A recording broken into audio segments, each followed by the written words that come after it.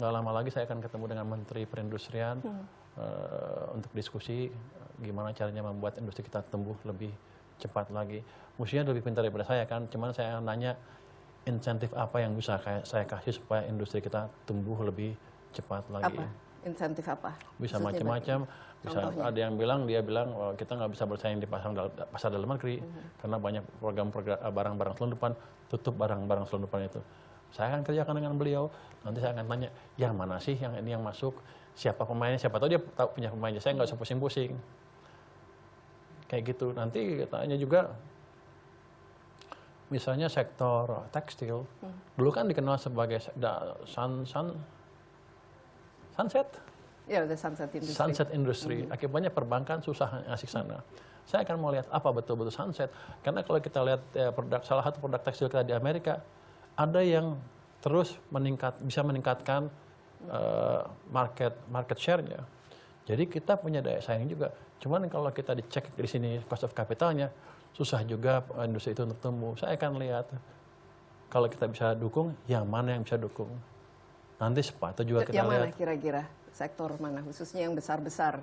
Tekstil saya nggak tahu. Tekstil ada golongan HS-nya, tapi saya lupa. Ada yang tuh tumbuhnya ada 5, tadinya market saya cuma 5, naik 6,5 terus, naik dari tahun ke tahun. Ngalahin yang Cina malah. Jadi ada sektor tertentu yang kita unggul.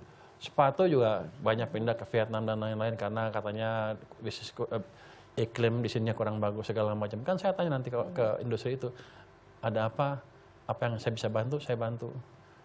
Apa iya impor barang bakunya kemahalan atau ditarifin, atau mungkin atau yang bisa saya selama ini nolin. Barang-barang yang selundupan yang bisa menjadi inilah persaingan. Ya itu udah jelas, barang selundupan udah jelas kita ini kayak baju-baju. Saya pernah dengar ya, saya cerita berkali-kali. Saya lihat peragaan busana muslim udah bagus sekali, bangga, udah tepuk tangan, hebat. Katanya. Lalu sebelah ada yang bisikin, Pak 99% itu barang di kita dikuasainya di Tanah Abang, dikuasai produk Cina. Loh, kok bisa? Nah, ini apa nih pameran nih? Ya, itu buat gaya-gaya aja. Waduh. Jadi bea cukainya juga harus nanti kita beresin, bukan bea cukai, beresin kita perketat semua impor-impornya nggak legal. Rupanya orang saya juga, orang keuangan juga cukup sensitif. Kalau saya bilang, kita beresin bea cukai, kita beresin pajak. Ada apa? Emang kenapa? Emang belum beres kan? Mereka nggak tahu saya menyelamatkan mereka. Mereka pikir saya nyerang pajak bea cukai dari dalam. Padahal saya menyelamatkan mereka untuk memperbaiki image-nya di mata masyarakat. Ini yang pola berpikir atau attitude yang mesti dikembangkan terus di tempat saya juga.